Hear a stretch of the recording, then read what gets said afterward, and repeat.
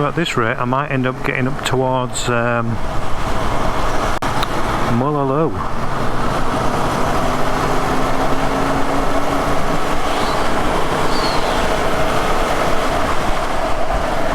Which is another few k's away from here. So I might head to Mullaloo and turn around and come back.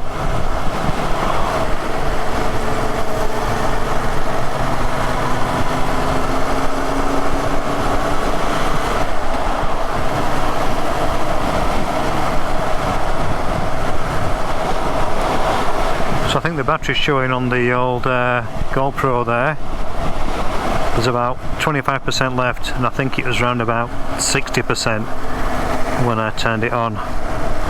So yeah, these batteries on the GoPros are terrible. Even if you film at 1080p, the sort of standardised resolution, the batteries don't last long. So I have like a power bank, and just run my GoPros off that. That way you don't worry about the battery running out, because it just runs for ages, for hours on end. And the wind's getting up a bit more now, so I'm feeling the chill. It's not cold, just the wind is certainly cooler.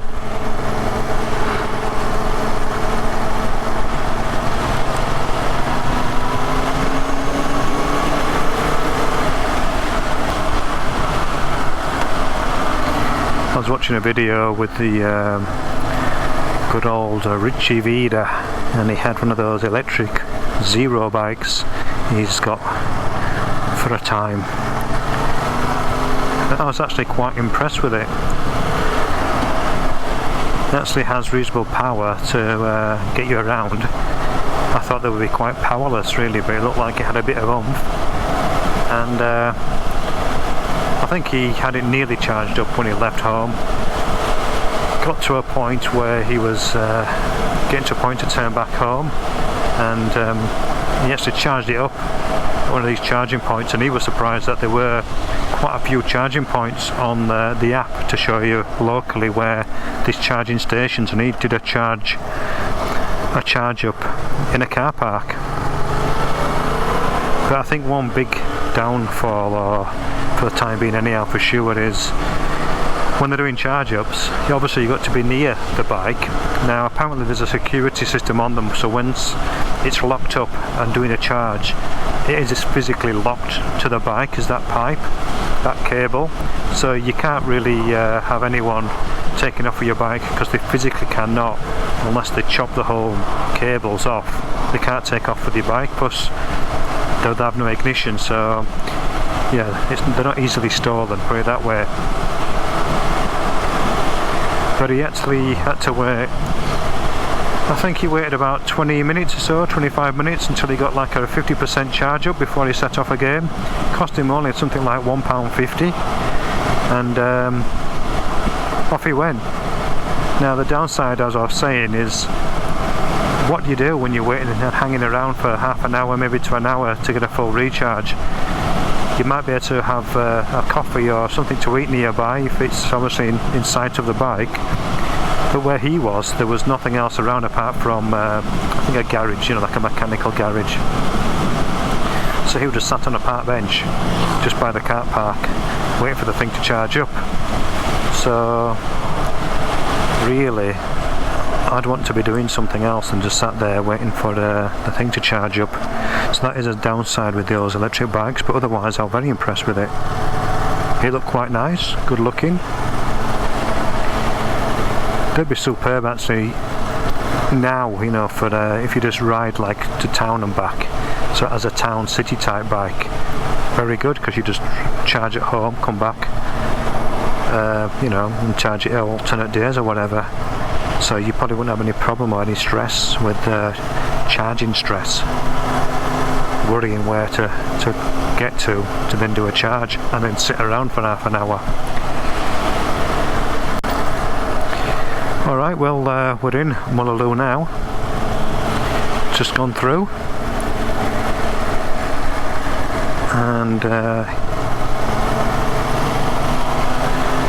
I might just do I think I might get to the end of this road here where there's a roundabout, and I'll turn back around at the roundabout and head back home. I reckon the GoPro, this one down here, will have not much power left. It's looking like it's got about, I don't think it gives it in percentages, I can't really quite see it. I think it's saying something like 18%, maybe 13%, so it won't be far off cutting out, which is a shame. But the other GoPro, which is mounted to my chest, the one you're looking through now, is plenty charged because it's running off that power bank source.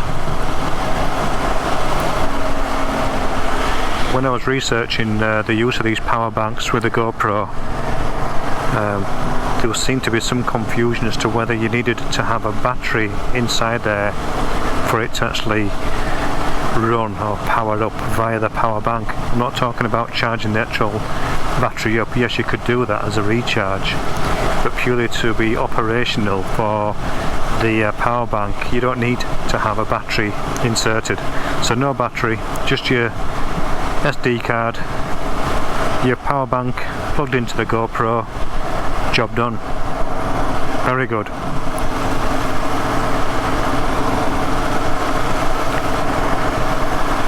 So we're going to be doing a U-ey, a big U-ey on the old roundabout. Commencing now.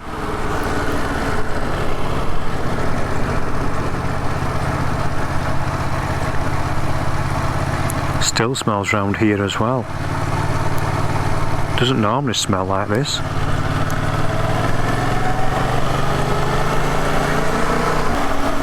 Sun's not too far off setting, and we now see some nice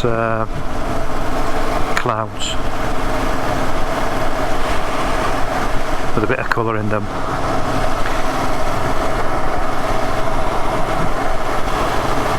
And I'm not going to play who hasn't got their headlights on today. I did that in one of my other videos.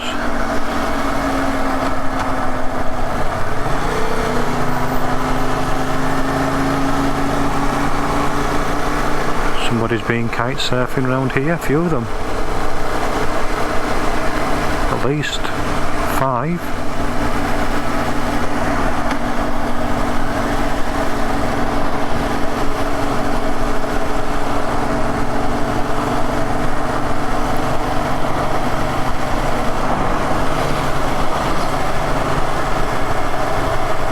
Old combi.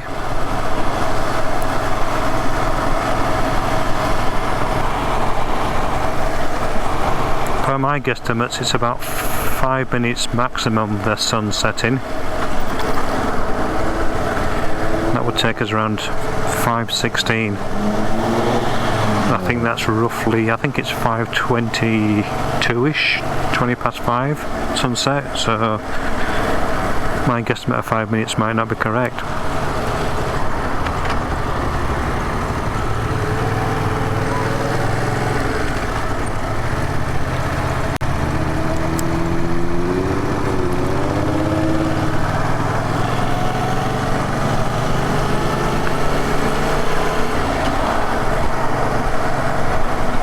And there might not actually be much colour in the sky as well. There's lots of low cloud, which is a no-no for getting lots of nice colour in the sky for sunsets. High cloud is good for sunsets with lots of colour, and low cloud is not good. Blocks out the sun, so you don't get any of those nice sort of warm tones in the sky. It's looking very blue and cool here at the moment.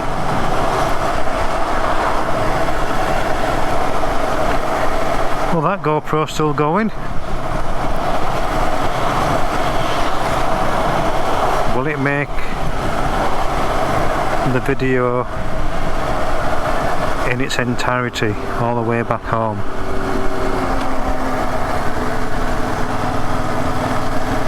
I doubt it.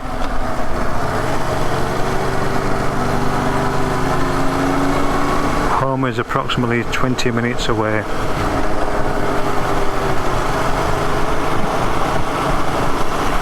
and the GoPro, that one, has been running 25 minutes.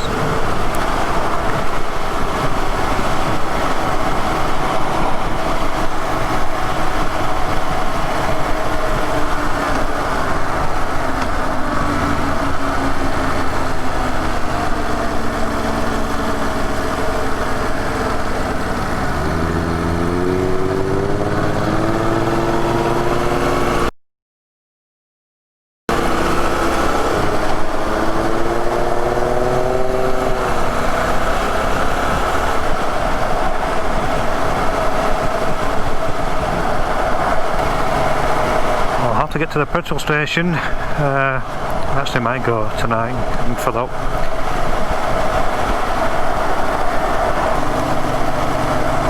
Oof, still stinks round here.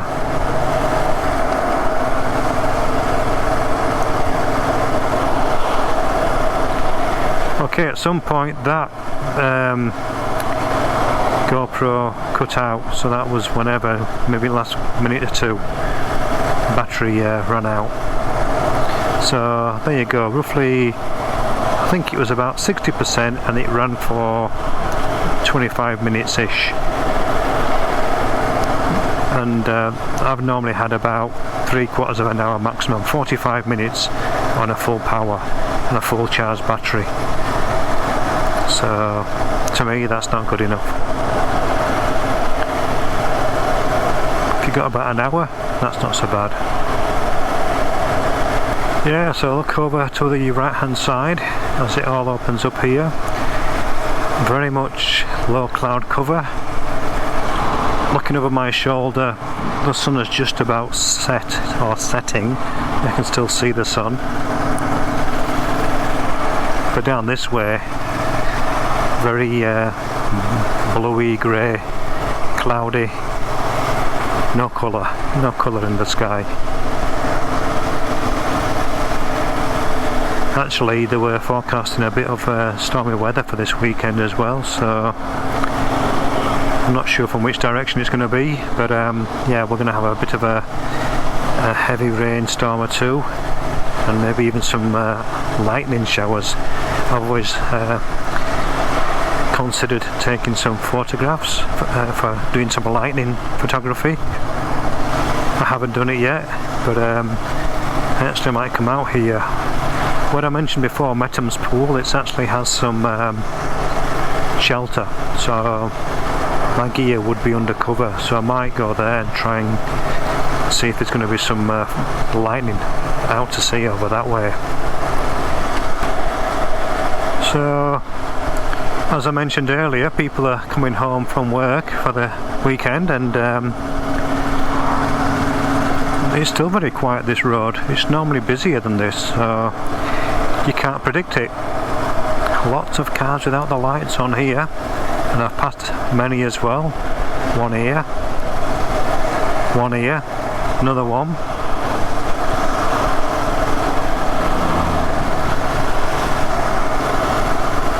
Another one. Oh, I said I weren't going to be playing that game.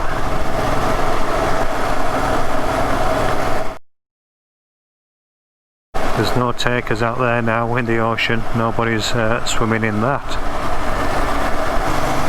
So I've managed to do what I'd planned to do. I wanted to get some footage with the new GoPro. That's been done, so see what that looks like. And the audio with the Rode Lav mic.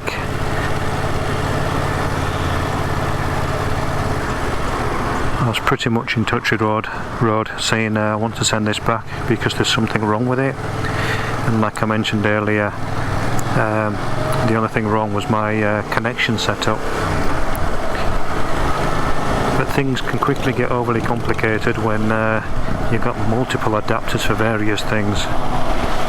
Anyhow, the setup was pretty straightforward now, doing what it's supposed to do, and hopefully this audio is nice and clean and clear, and not picking up any overly loud background noise, as in the bike sound or any wind sound.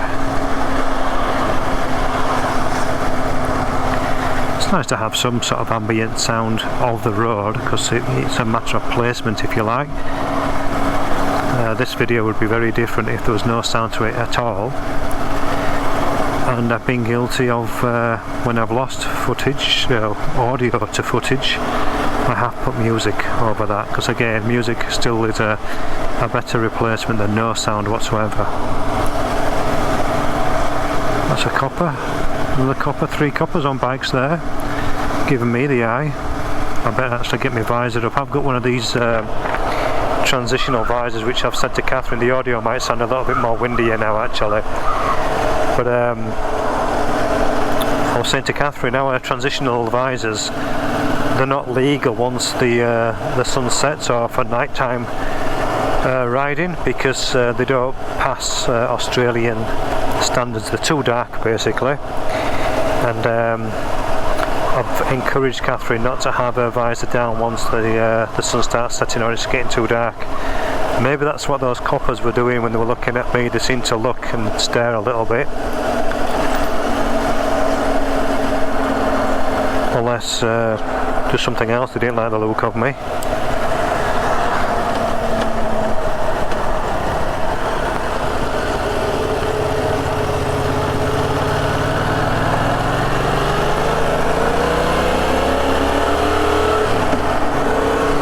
So apologies if the audio is a bit windier now. The visor's up, and I'd anticipate you hearing some whistling sounds.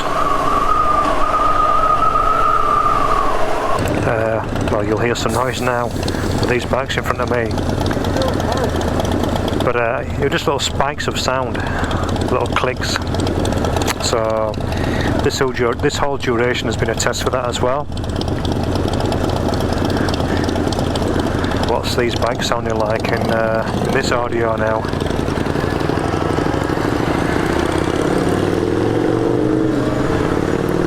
I'm not with them. I'm not with them.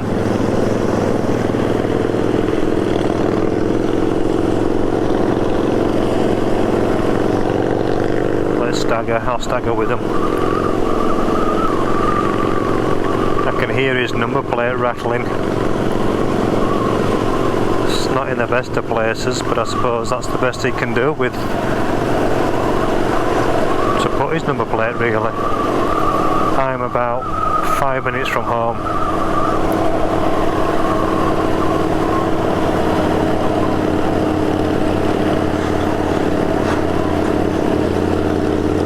I just wonder whether he's got a car tyre on there, or whether it is just a chunky tyre. They call it riding on the dark side when they're using car tyres for their rear tyres on the bikes. It's maybe suggested not to do that, but some people do that. I haven't got a clue if that is a car tyre or not. It just looks quite wide, but you can get wide tyres like that for motorcycles. They've filtered in traffic, so going in between the cars to get to the front of the queue and then getting off. We don't tend to do that as yet. I suppose they're very much ride as a drive, granddad style.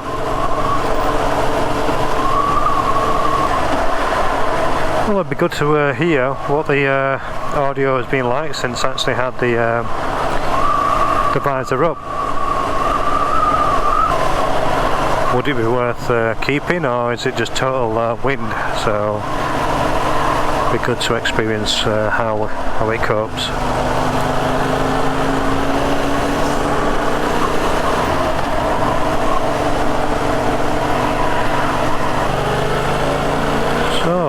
Tested GoPro 8 new one, see how that went.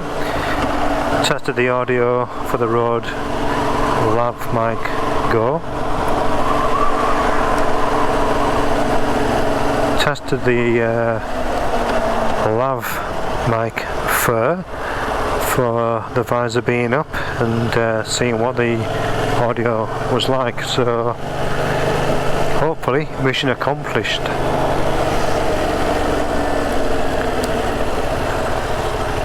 Time for a cuppa.